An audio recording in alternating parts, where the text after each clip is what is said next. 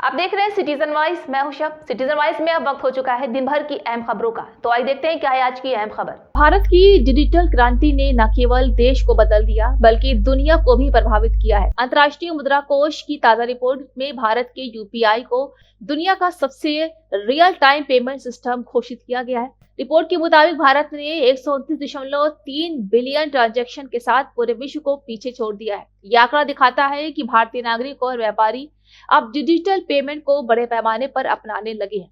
विशेषज्ञों का कहना है कि यूपीआई की सफलता के पीछे सरलता, गति और पहुंच सबसे बड़ी वजह है। किसी भी स्मार्टफोन यूजर के लिए ये ऐप्स और बैंक अकाउंट से सीधे जुड़कर तुरंत पैसा भेजने और प्राप्त करने का आसान माध्यम है। छोटे और बड़े व्यापारियों, दुकानदारों, रेस्टोरेंट और ई कॉमर्स प्लेटफॉर्म तक यूपीआई पहुंच चुका है। इसके कारण नगद लेन देन में कमी आई और डिजिटल इंडिया का सपना हकीकत बन गया। आईएमएफ की रिपोर्ट में कहा गया है कि भारत ने छोटे दुकानदारों और ग्रामीण क्षेत्रों तक डिजिटल पेमेंट पहुंचाकर आर्थिक समावेश को बढ़ावा दिया है। पहले जहां छोटे व्यापारी और किसान बैंकिंग सुविधाओं से दूर थे, अब यूपीआई और क्यूआर कोड के माध्यम से वो भी डिजिटल लेन देन कर सकते हैं।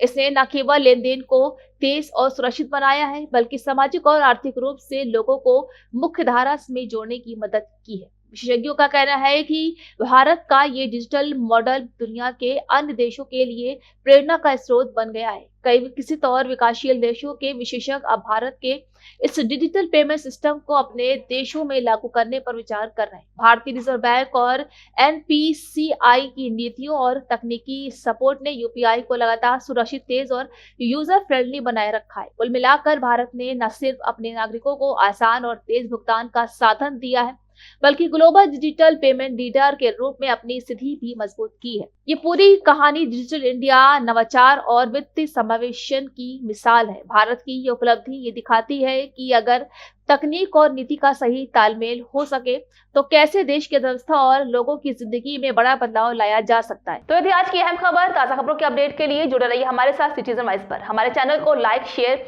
और सब्सक्राइब करना ना भूलें।